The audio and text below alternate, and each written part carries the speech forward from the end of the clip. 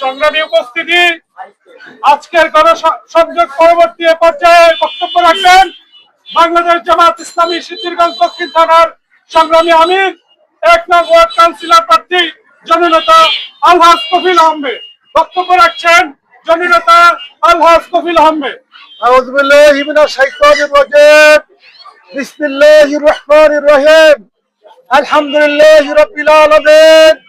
ওয়াসসালাতু ওয়াসসালামু আলা সাইয়্যিদিল মুরসালিন ওয়া আলা আলিহি ওয়া সাহবিহি আজমাইন। আজকের এই গণসংযোগ শেষ পর্যায়ে মাননীয় ভাইরা সারা বাংলাদেশে দাঁড়িপাল্লা মার্কার পক্ষে রব উঠেছে। আগামীতে সংসদ নির্বাচনে সমস্ত ইসলামী দলের একটা মার্কা হবে দাঁড়িপাল্লা মার্কা। বাক্স হবে একটা, যেটা হলো দাঁড়িপাল্লা মার্কা। এই জন্য সারা বাংলাদেশে ঘরে ঘরে আনাচে কানাচে এলাকায় এলাকায় আমরা এই দাঁড়িপাল্লার দাওয়াতটা পৌঁছে দিব। সকল দেখা শেষ দাঁড়িপাল্লার বাংলাদেশ। এই জন্য গরিব ও মেহনতি মানুষের মুখে হাসি ফুটানোর জন্য দাঁড়িপাল্লা মার্কার বিকল্প নাই, জামাত ইসলামের বিকল্প নাই। সব দল দেখেছি ক্ষমতা আসছে, নিজের দল নিজের নেতা কর্মীদের পেট ভরছে, সাধারণ লোকের পেট ভরে নয়। সাধারণ লোকের মুখে হাসি ফুটে নেই। দেশের ব্যাংকের টাকা লুটপাট করে নিয়ে গেছে। জামাত ইসলাম এই দেশ জাতির কাছে গ্রহণযোগ্য দল হিসাবে প্রমাণ করতে পেরেছে।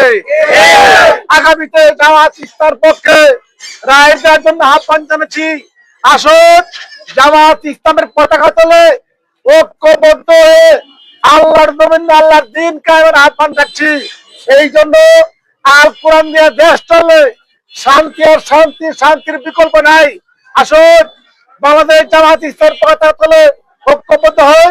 আগামীতে আবার যদিও গণসংযোগের দাওয়াত আসে, একযোগে আমরা রাস্তায় নামবো, আমরা দেখিয়ে দেবো নারে তাকবীর আল্লাহু আকবার স্লোগান দিয়ে এই এলাকা প্রকম্পিত করবো।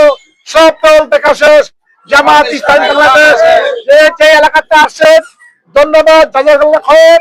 আল্লাহ যেন আপনাদের এই মেহনত এই সময় কবুল করুক, আমিন। ওয়া তাওফিক ইল্লা বিল্লাহ।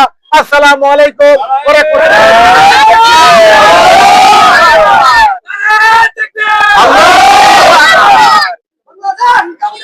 জিন্দাবাদ জিন্দাবাদ জিন্দাবাদ জিন্দাবাদ জিন্দাবাদ জিন্দাবাদ।